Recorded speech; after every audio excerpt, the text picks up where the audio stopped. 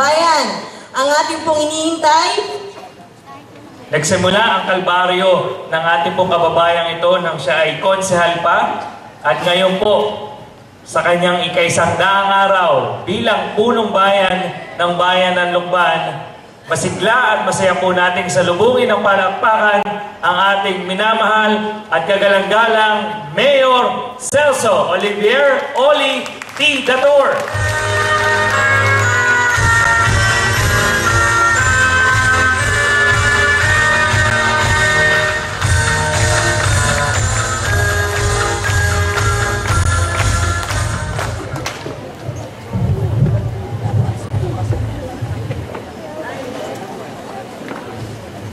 Maraming salamat sa ating napakagagaling na mga tagapagpakilala, ang ating mga staff sa Office of the Mayor, kay Paring Jeff at saka kay Ma'am Tintin.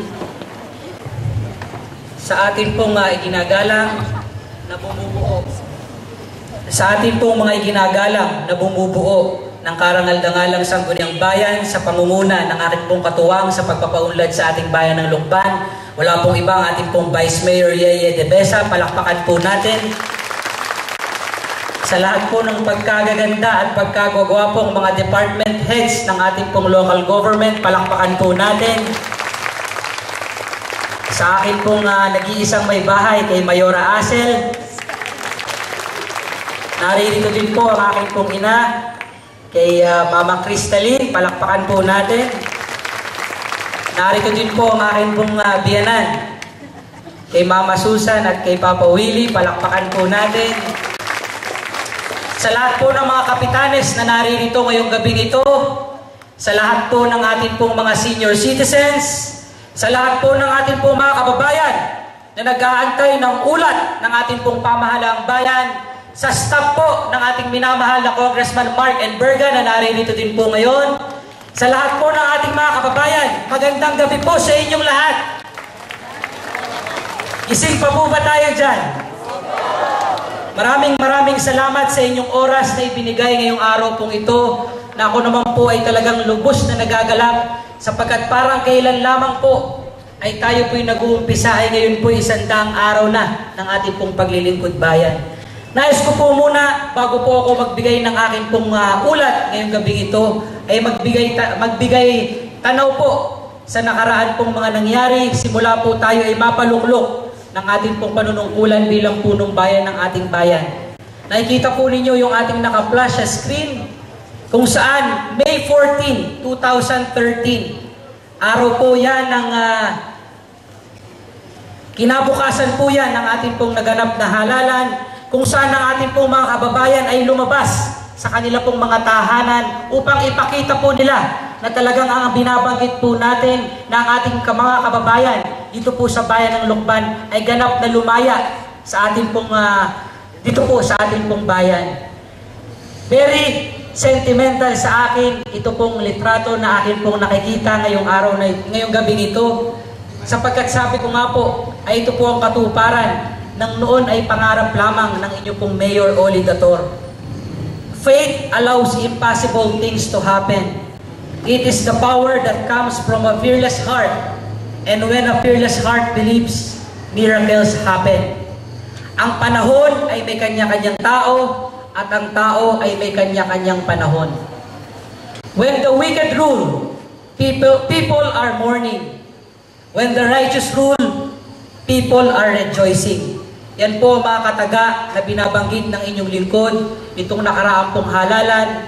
At ako po naman, isang araw bago po ang halalan ay talaga po ako po'y nagtapat sa ating pong Panginoon na sabi ko, kaakibat ng aking pong mga kakulangan, ng aking pong mga kahinaan, ang aking pong iniisip ay kung ano po ang makakabuti sa ating pong mga minamahal ng mga kababayan dito po sa bayan po ng Lucban. Sabi nga nila, leaders are elected either by choice or by chance.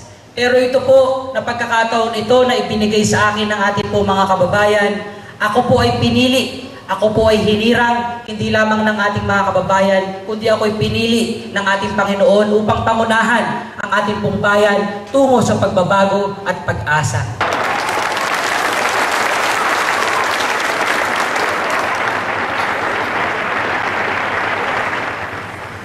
Pagkatapos po ng eleksyon, matapos po na tayo po'y makatapos na ng ating pong mga gampanin after ng eleksyon, tayo po'y nagkaroon ng panunumpa na isinagawa po noong June 30, 2013. Kasama ko po ang bumubuo ng ating pong Sangguniang Bayan.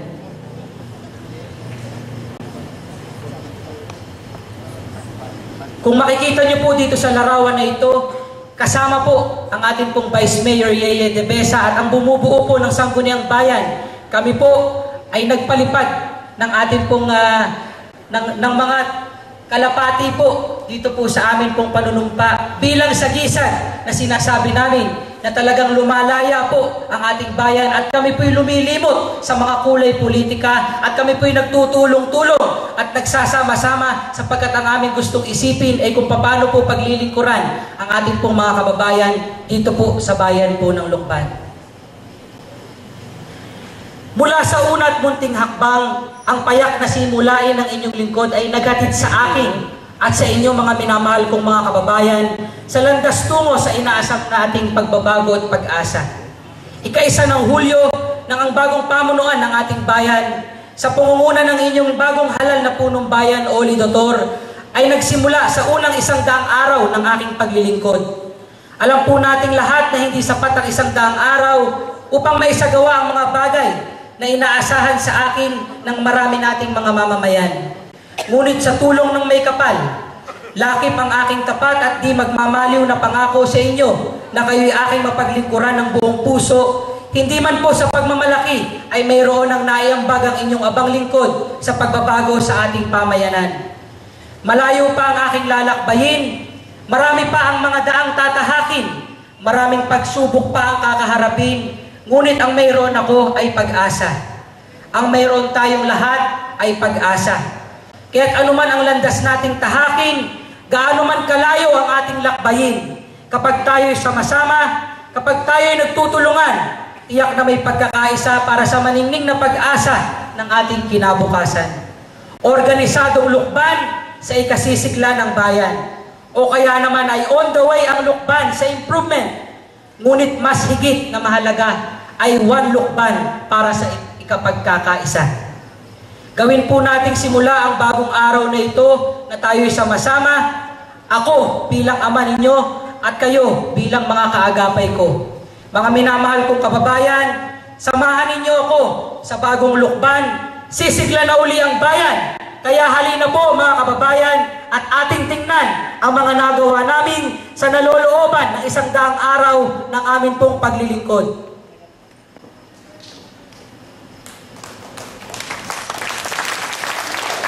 Ang magandang hangarin ng 4Ps or Pantawid Pamilyang Pilipino Program na isa sa programa ni Pangulong Benigno Aquino III ay malugod na sinusuportahan ng inyong lingkod Mayor Oli Dator kung saan may 620 pamilya ng Lucban ang nabigyan ng tulong pinansyal sa kanilang pang-araw-araw na buhay.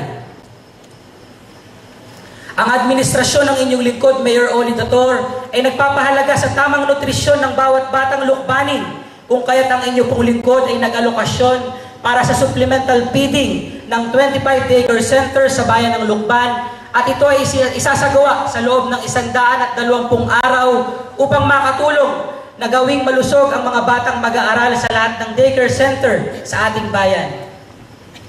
Isa sa mga pulisiya ng inyong lingkod, Mayor Oli Dator, ay isang bayang nagkakaisa. Ang senior citizen ng Lucban na dating 2 grupo, ngayon ay pinag-isa para sa isang layunin na mabigyan ng sapat na atensyon ang kapakanan ng sektor ng mga nakatatanda.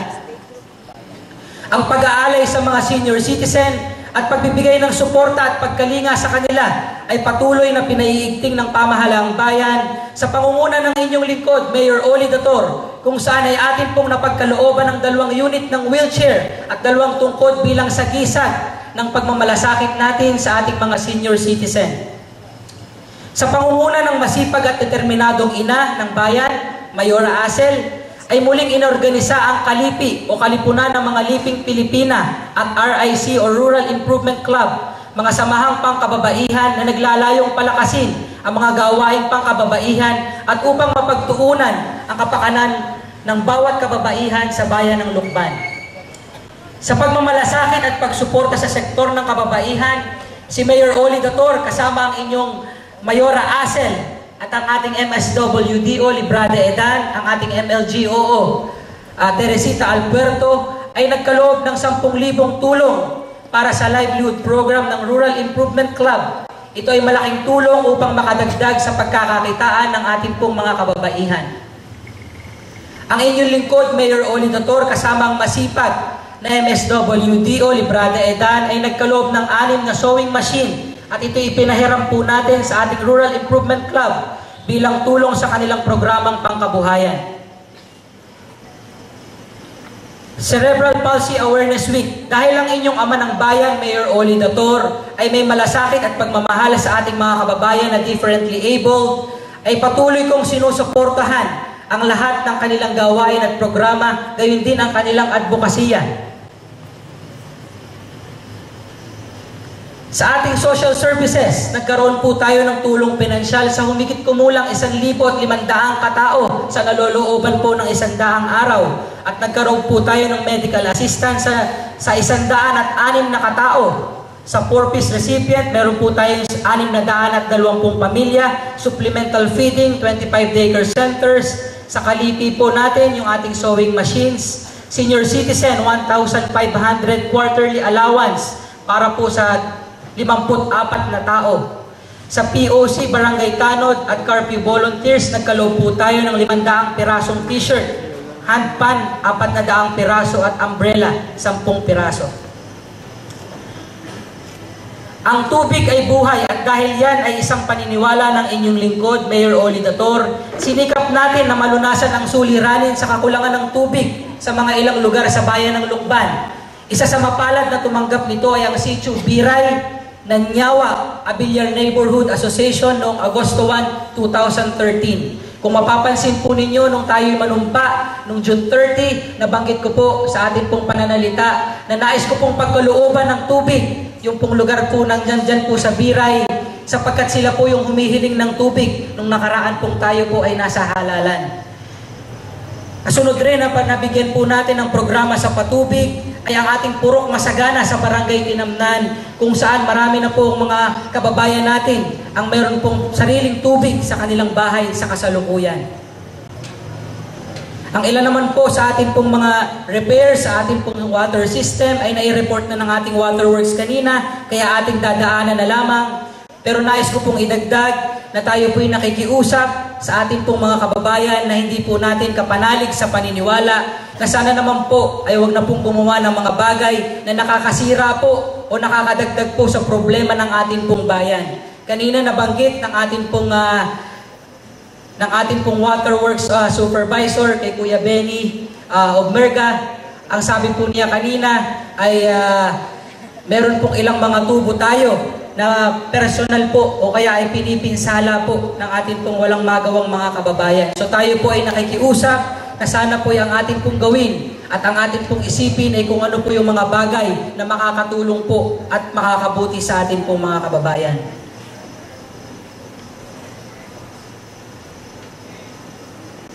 Programang pangkalusugan. Dahil ang kalusugan ng bayan ang isa sa mahalagang prioridad ng inyong lingkod, Mayor Oli Dator, 3 araw makalipas ang aking pag-upo bilang punong bayan, ang LUDHMC o Lucena United Doctors Hospital Medical Center ay naglunsad ng medical mission noong ika-3 ng Hulyo 2013, kung saan sila ay nagbigay ng libreng serbisyo medikal katulad ng libreng konsultasyon, ECG, lab exam at ang pagbibigay kaalaman tungkol sa malusog na pamumuhay kasabay ang pagbabahagi ng mga gamot sa mga mamamayan natin dito sa bayan ng Lukban. Maraming salamat kay Dr. Anin Paaparte sa kanyang tulong sa ating pong Rural Health Center. Bilang pagpapahalaga sa pakikipagtulungan at pakikipagkaisa sa mga pangunahing institusyon ng Lukban, ang inyong lingkod, Mayor Oli Dator, at ang College of Allied Medicine sa pangunguna ng kanilang dekana, kay Dr. Susana Salvacion, ay kapwa pumasok sa isang kasunduan kung saan muling pinahintulutan ang mga estudyante ng nursing at midwifery na muling maka-duty sa RHU ng Lukban at nang sa gayon ay matutukan ang kalusugan ng bayan at ng ating pong mamamayan. Nagkaroon din po tayo ng pagtatalaga ng doktor sa mga barangay kung saan bilang alternatibong programa ng inyong lingkod, Mayor Oli Dator, para agarang mapabilis na matugunan ang pangangailangang medikal ng bawat mamamayan sa bawat barangay, inatasan ng inyong lingkod si Dr. Francisco Obmerga na dumalaw sa mga barangay upang doon mismo ay matugunan ang mga problemang pangkalusugan ng bawat mamamayan. Ang Pasig City Medical Society at Pamahalaang Bayan ng Lukban sa pangunguna ng inyong lingkod, Mayor Oli Dator, ay lumagda ng isang kasunduan para sa isang medical mission kung saan ipagkakaloob sa Barangay Piis ang pagdaraos ng isang serbisyo medikal para sa mga kabarangay. Narito po ang kanilang kapitan, si Kapitan Eber, na isagawa na po ang ating pong medical mission. Bilang pakikiisa sa pagdiriwang ng buwan ng nutrisyon nitong buwan ng Hulyo, ay masayang idinaos ng bayan ng Lukban sa pangunguna ng inyong Mayor Oli Dator ang iba't ibang paaralan at ng iba't ibang paaralan sa Lukban kung saan ito ay may paksang gutom at malnutrisyon, sama-sama nating wakasan. Isinagawa rin sa Lukban ang bloodletting noong ika-29 ng Hulyo sa pakikipagtulungan ng Pamahalaang Bayan ng Lukban at Philippine National Red Cross Lucena Chapter, at ito ay matagumpay na naisagawa sa bayan ng Lukban bilang bahagi ng bloodletting and information dissemination na ginanap sa kiosko, at isa pa po ako sa 150 katao na nagbigay po ng dugo.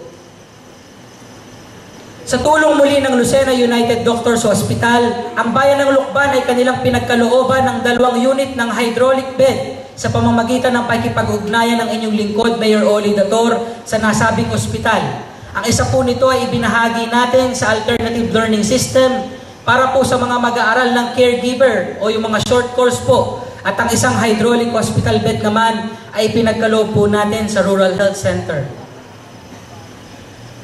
Programang pang-agrikultura.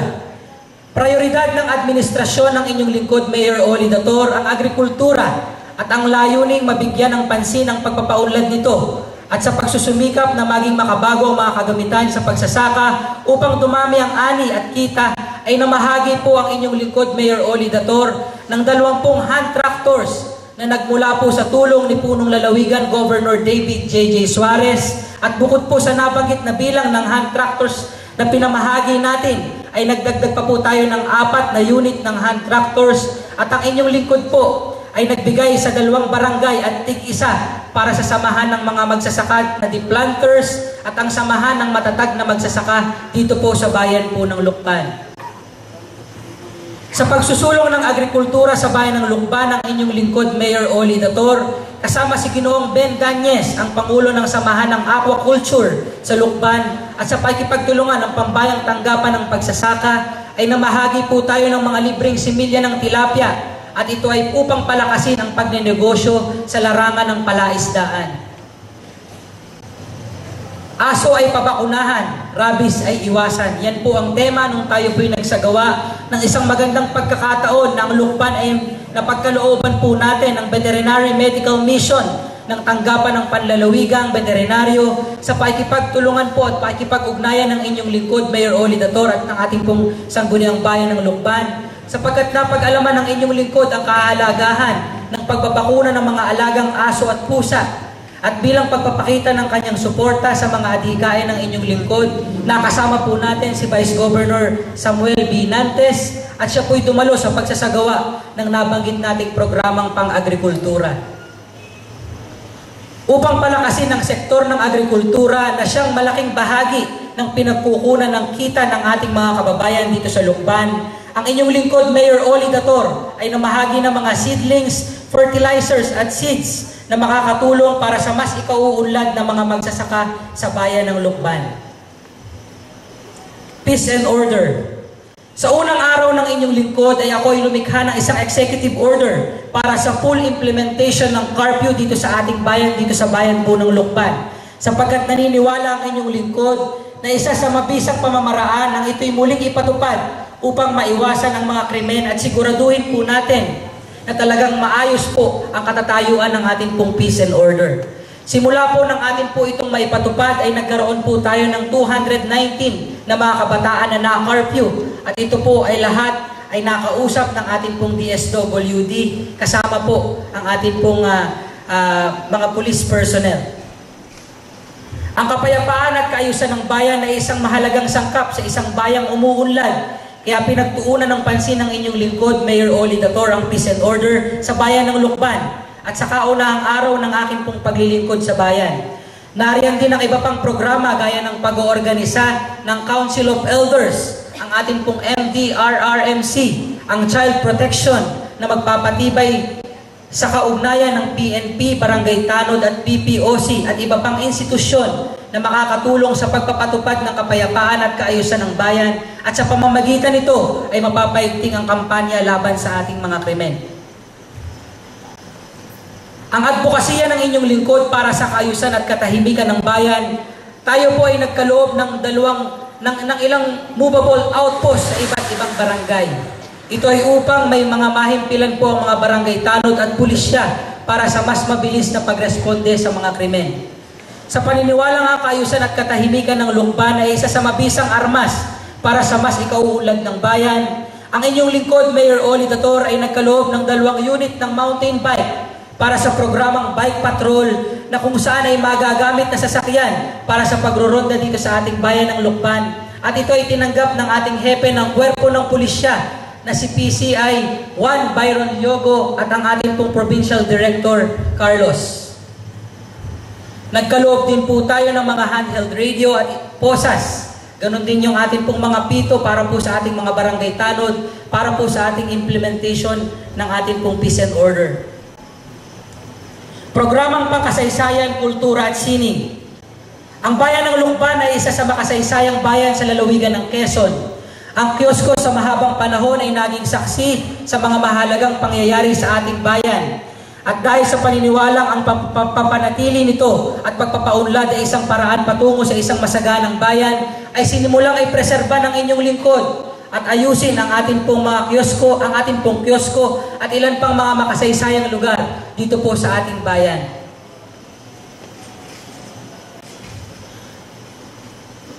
Mahalagang malaman ng kasalukuyang henerasyon ng isang bayan ang kanyang nakaraan upang magkaroon ang bawat isa ng pagkilala sa mga taong humubog at gumuhit ng ating kasaysayan. Kaya sa pangunguna ng inyong lingkod, Mayor Oli Dator, ay muling ibinalik ang mga larawan ng mga naging punong bayan ng Lucban sa bukana ng bahay pamahalaan at ito ay tinawag nating bulwagan ng karangalan.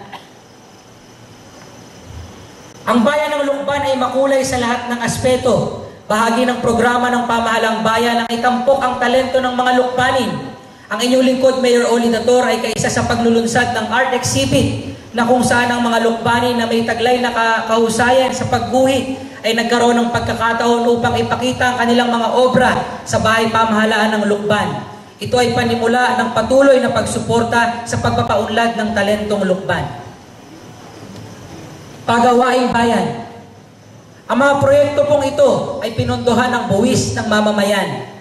Ang pinaghirapang buwis ng ating mga kababayan, susuklian at tatapatan ng inyong pamahalaan. Pagbabago at pag-asa ay ating makakamtan patungo sa inaasam, nagkakaisang Lucban. One Lucban for improvement and development. Tunay nga na makikita ang isang bayan ay umuunlad kung ang mga pagawaing bayan ay nabibigyan ng pansin.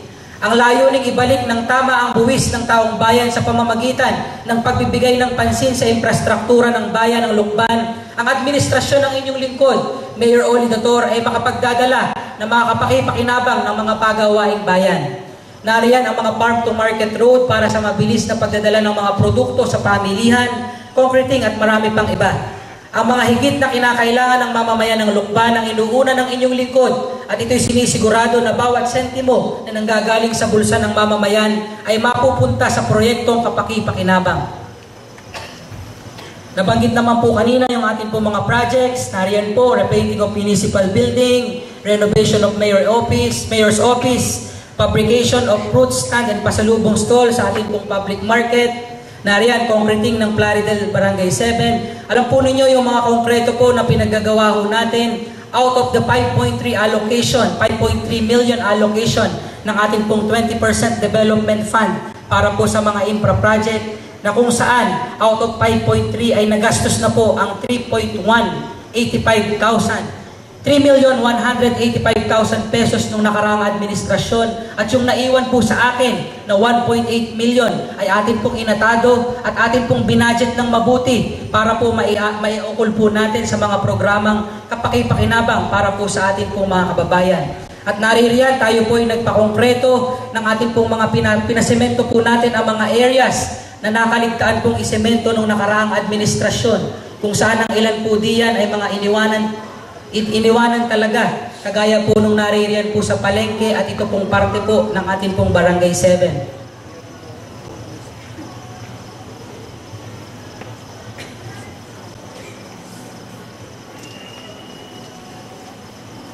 Ang katuparan ng pangarap at adhikain ng inyong lingkod, Mayor Oli Dator, na mapagtuunan ng pansin ang problemang lumalalang kriminalidad na kinasasangkutan ng mga kabataan.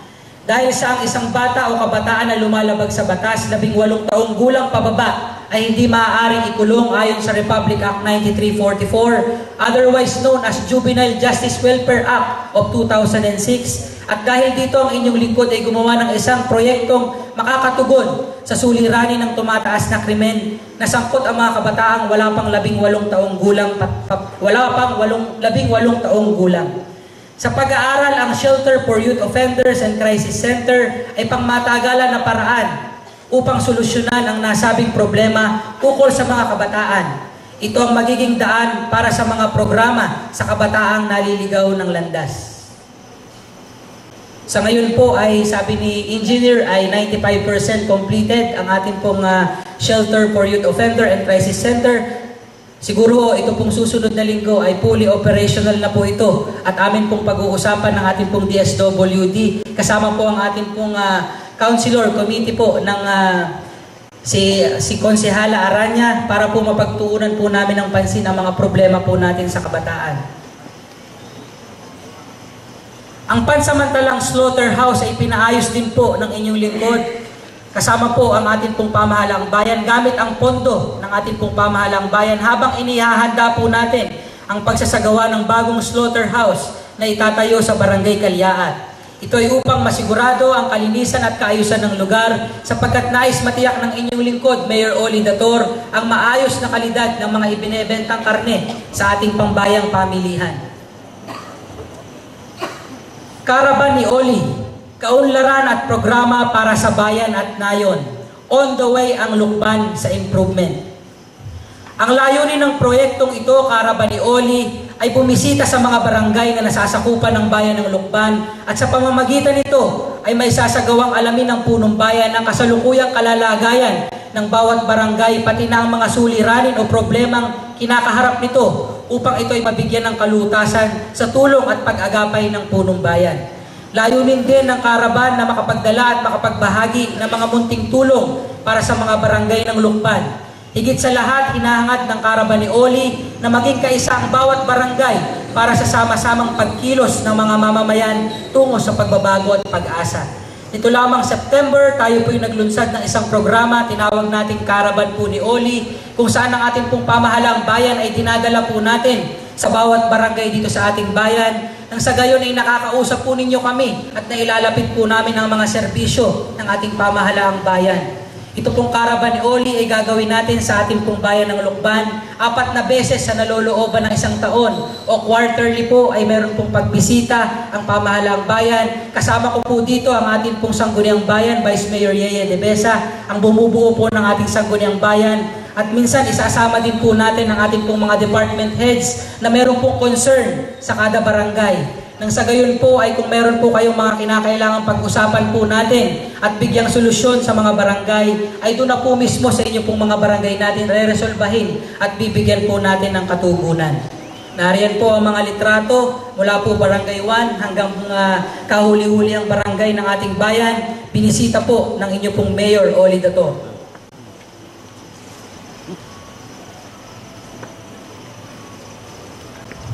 Sa ating pong Karaban ay nagkaloob din po tayo ng mga munting tulong na tinatawag po nating PHW kit, kung saan may dala po tayong mga gamot, PP apparatus, thermometer na talagang makakatulong po sa ating po mga BHW para po sa kanila pong pagtulong sa mga nangangailangan po sa mga kabarangay po nating nangangailangan ng tulong medikal.